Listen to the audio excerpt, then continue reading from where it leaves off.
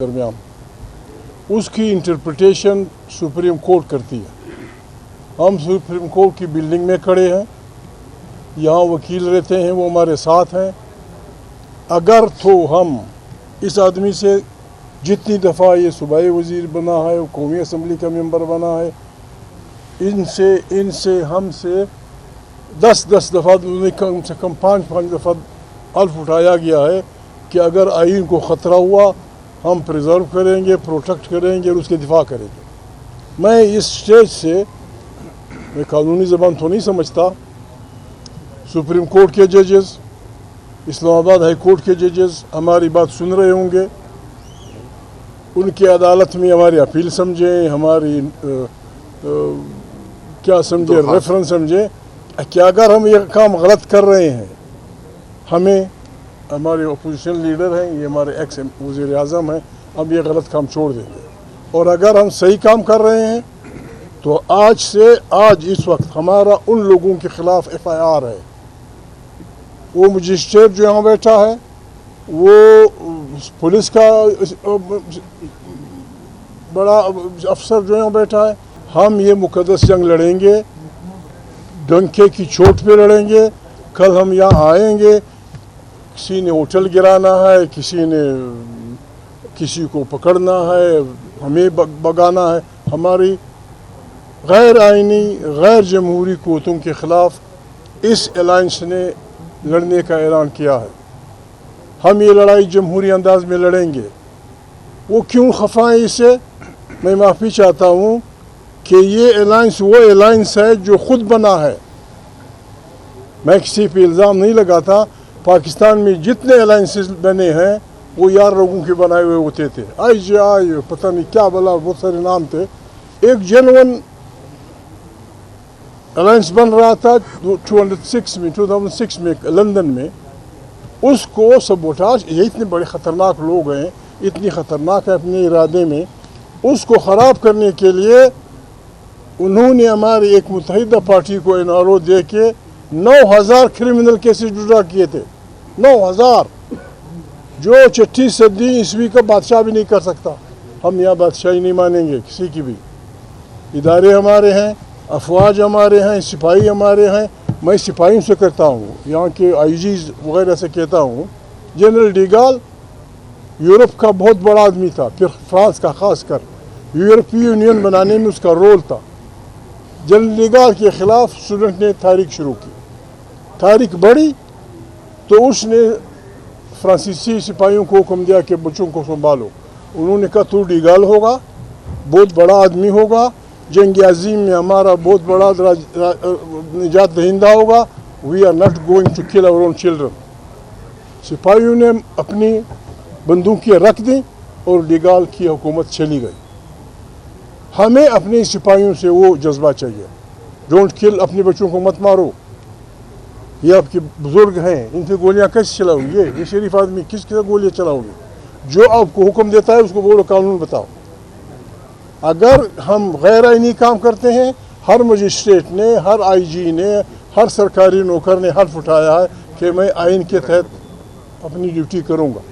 आप ना शहबाज शरीफ के मुलाजिम हैं, खुदा न खास्ता कर ये आदमी वज़ीर आज़म बन जाए, ये आदमी वज़ीर आज़म बन जाए, आप उनके ज़ाती मुलाजिम नहीं हैं। आपने आइन के दायरे में लेकर अपनी ड्यूटी करनी है।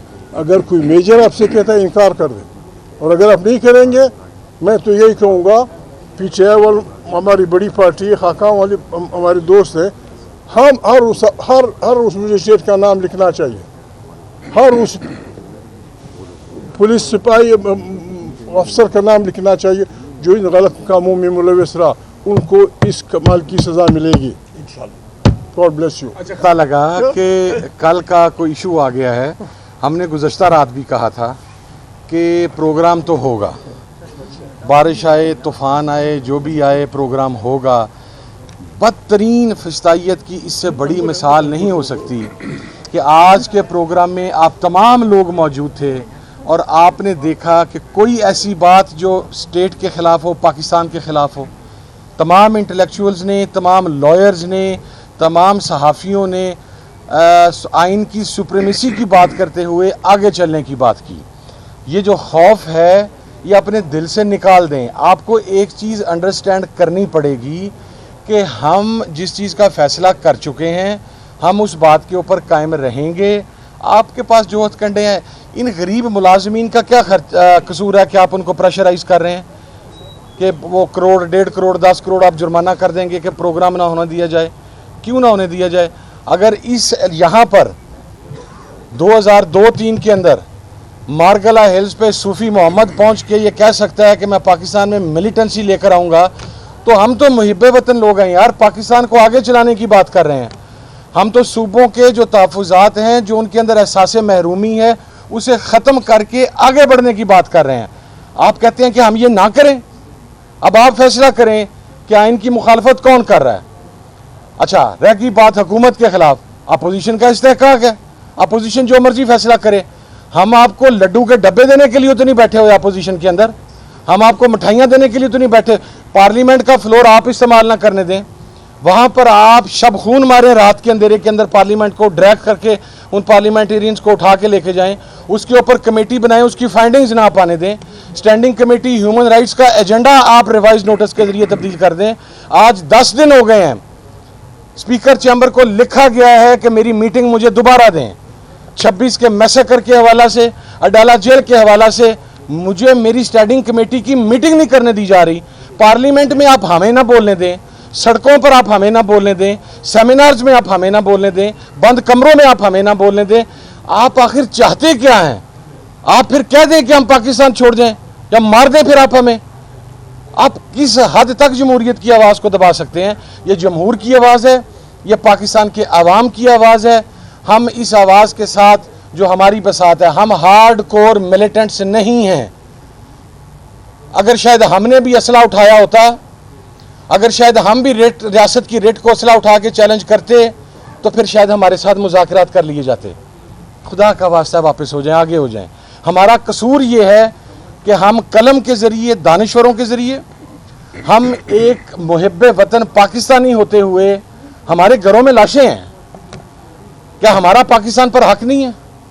हमारे ख़ानदानों के ख़ानदान माइग्रेशन के अंदर शहीद हो गए, क्या हमसे बढ़कर को पाकिस्तानी है?